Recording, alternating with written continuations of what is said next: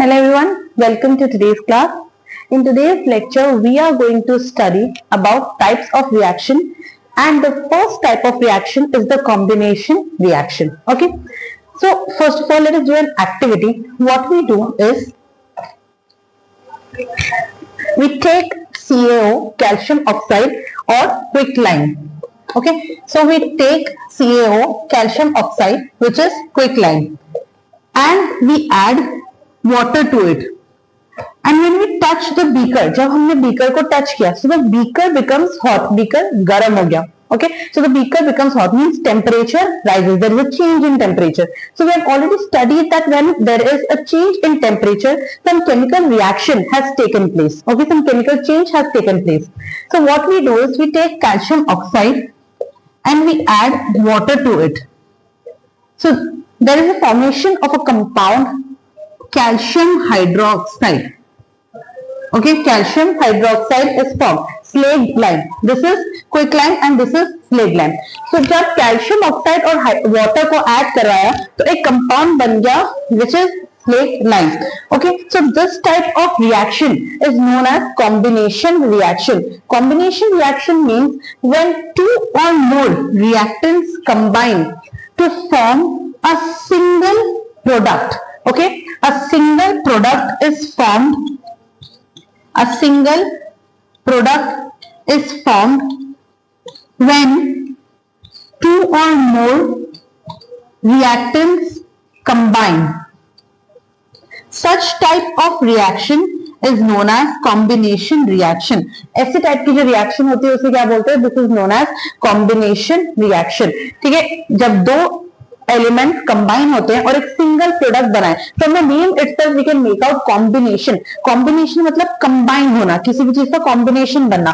So when A plus B and two reactants combine, they form a single product, and this type of reaction is known as combination reaction. Okay, now we are going to do a question on this. A compound X on reacting with water gives a compound Y, which is used in whitewashing walls. So the hint is whitewashing.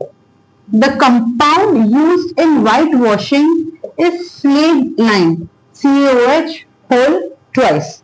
Okay, so a compound X on reacting with water, X on reacting with water gives a compound Y, which is used in whitewashing. So the compound Y is CaOH whole twice, calcium hydroxide. ठीक है, तो Y क्या है? Calcium hydroxide. So हमें दो चीजें मिल गई. Dash plus H2O gives CaOH whole twice, and we know that CaO on reacting with H2O gives calcium hydroxide. So X is calcium oxide, quicklime. Okay, now Y on reacting with carbon dioxide in air. ठीक है, Y जब carbon dioxide के साथ react करता है in air, it forms a compound Z which gives shiny finish to the walls. Compound Z बनाता है जो walls को क्या देता है? Shiny finish. So Y क्या है? CaOH whole twice. Calcium hydroxide when reacts with carbon dioxide, it gives calcium carbonate, CaCO3. So the compound Z is calcium carbonate. Okay, so these are X, Y and Z compounds, and these are the chemical reactions involved in this. So the question is, write X, Y and Z and write the chemical reactions involved in this. Okay, so this is the type of question which is usually asked. Now we have already seen that when calcium oxide, CaO, reacts with H2O, when we are adding water to quicklime, we have already done an activity that when we added water to quicklime, large amount of heat was released. CaOH whole twice was formed with a release of heat, vigorous amount of heat. Heat energy was released. So a reaction in which heat is released along with the formation of product. Reactions in which heat is released along with the formation of products. Such reactions are known as exothermic reactions. Therm means heat, thermal means heat. So such reactions are known as exothermic reactions. ऐसे reactions जिनमें product के साथ कुछ amount of heat भी बाहर निकले, ठीक है, जिससे टेम्परेचर राइज हो जाता है बीकर का. सो उस रिएक्शंस को क्या बोलते हैं? Exothermic reaction. Okay, for example burning of natural gas, methane, CH4. Methane जब बर्न होता है in the presence of oxygen, it gives CO2 plus H2O and heat is released. ठीक है, जब नेचुरल गैस बर्न होती है. Another is the example of respiration. Okay, what is we have already studied in the chapter life process is the process of respiration. We need energy to stay alive and we get this energy from the food we eat. So during the process of digestion, the food is broken down into simpler substances. For example, when we eat rice, potatoes, bread that contains carbohydrates, और उन carbohydrates को break down, उन carbohydrates को break down किया जाता है and they form glucose. वो carbohydrates जो है वो ग्लूकोज में कन्वर्ट हो जाते हैं. और this glucose when combined with oxygen, जब ये ग्लूकोज ऑक्सीजन के साथ कंबाइन होता है, सो क्या करता है? हमारी बॉडी को एनर्जी देता है. So C6H12O6 plus oxygen gives CO2 plus H2O plus energy. So इसमें भी क्या हो रही है? एनर्जी रिलीज हो रही है. So this type of reaction is also exothermic. Okay, so this is all with combination reaction and exothermic reaction. And in decomposition reaction, a single reactant breaks down to form products. Okay, so एक single reactant breakdown होता है product बनाने के. जैसे नाम से पता चले डिकम्पोजिशन, डिकम्पोज होना, ब्रेक होना. तो एक सिंगल रिएक्टेंट ब्रेकडाउन होता है टू फॉर्म प्रोडक्ट्स. ठीक है, जैसे Y gives A plus B. Now we are going to do an activity. हम एक एक्टिविटी पढ़ेंगे. We take 2 gram of ferrous sulphate. ठीक है, हम 2 ग्राम ऑफ फेरस सल्फेट लेते हैं और हमने उसे हीट किया. ओके, फेरस सल्फेट जो है FeSO4 containing 7H2O, ये एक ग्रीन कलर का होता है. ओके, नाउ जब हम इसे हीट करेंगे, हमने फेरस सल्फेट लिया है एक बॉइलिंग ट्यूब में, ठीक है, टेस्ट ट्यूब में, और उसे हमने हीट किया विद अ फ्लेम. जब हम इसे हीट करते हैं तो फेरस सल्फेट डिकम्पोज हो जाता है. सबसे पहले वो डिकम्पोज होता है इनटू FeSO4, और फिर जब FeSO4 को हम और ज्यादा हीट करते हैं, so it decomposes into Fe3O4. ठीक है, तो ferrous Fe2O3, ferrous sulphate decomposes into Fe2O3. ये एक रेडिश ब्राउन कलर का सब्सटेंस होता है. Okay, plus SO2 plus SO3. ठीक है, एंड वी कैन स्मेल, हमें एक ओडर आती है, ठीक है, बर्निंग सल्फर की. तो एक रेडिश ब्राउन कंपाउंड मिलता है हमें, और वी कैन स्मेल, ठीक है, an odour of burning sulphur. Burning sulphur की ओडर आती है. तो बर्निंग सल्फर की ओडर किसके वजह से आती है? इन दो गैसेस की वजह से. और एक रेडिश ब्राउन सब्सटेंस फॉर्म होता है Fe2O3, और FeSO4 is of white colour. ठीक है, तो जब भी हम FeSO4 को हीट करते हैं तो हमें ये प्रोडक्ट्स मिलते हैं. तो एक सब्सटेंस ब्रेकडाउन हो रहा है टू फॉर्म डिफरेंट प्रोडक्ट्स. ठीक है, नाउ डिकम्पोजिशन रिएक्शन जो है वो 4 टाइप्स की होती है.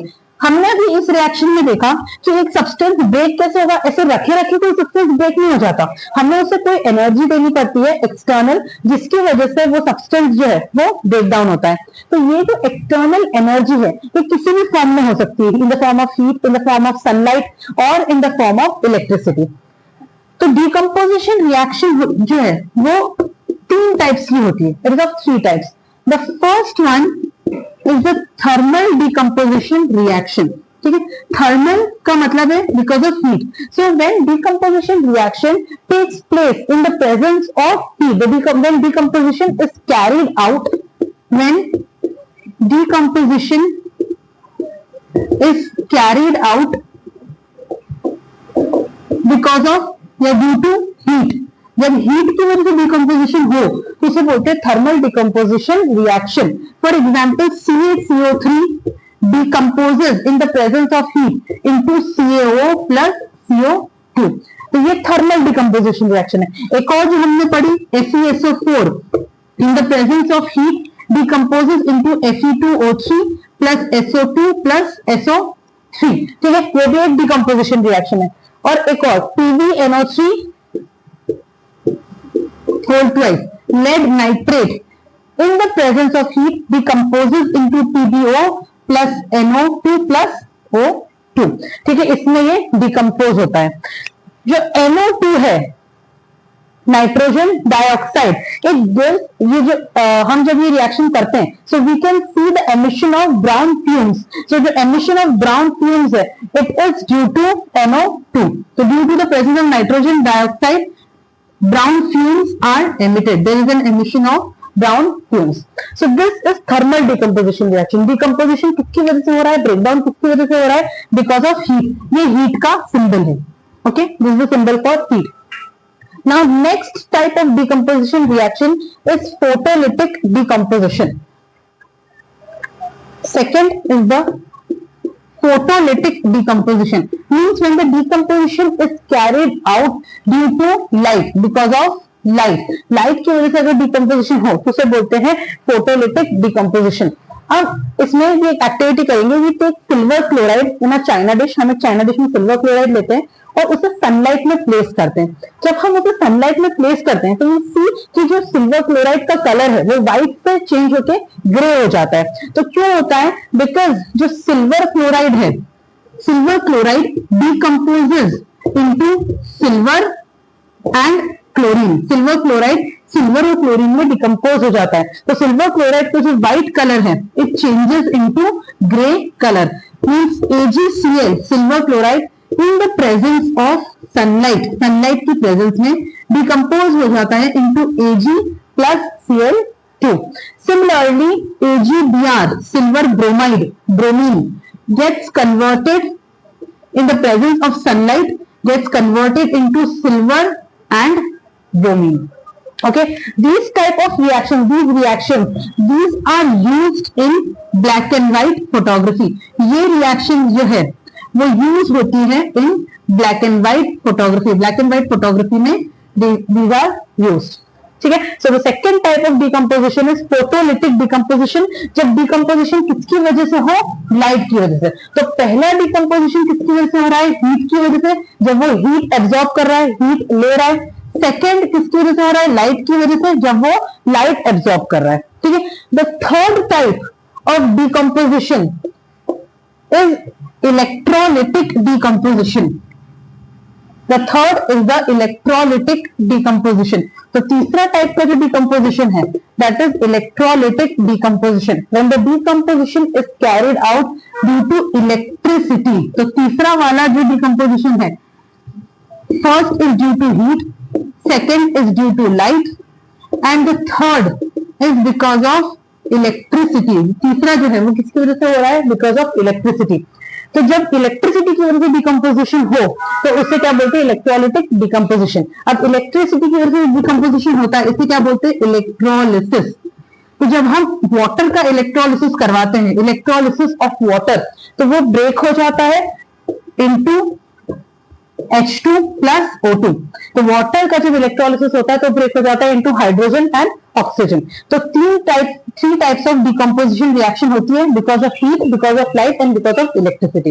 इन all the three reactions we have observed that some type of energy is always absorbed. हर जो टाइप ऑफ एनर्जी है वो क्या हो रही है, एब्जॉर्ब हो रही है। So the reactions in which energy is absorbed, ऐसी रिएक्शन जिसमें एनर्जी एब्जॉर्ब होती है, that reaction are known as endothermic reaction.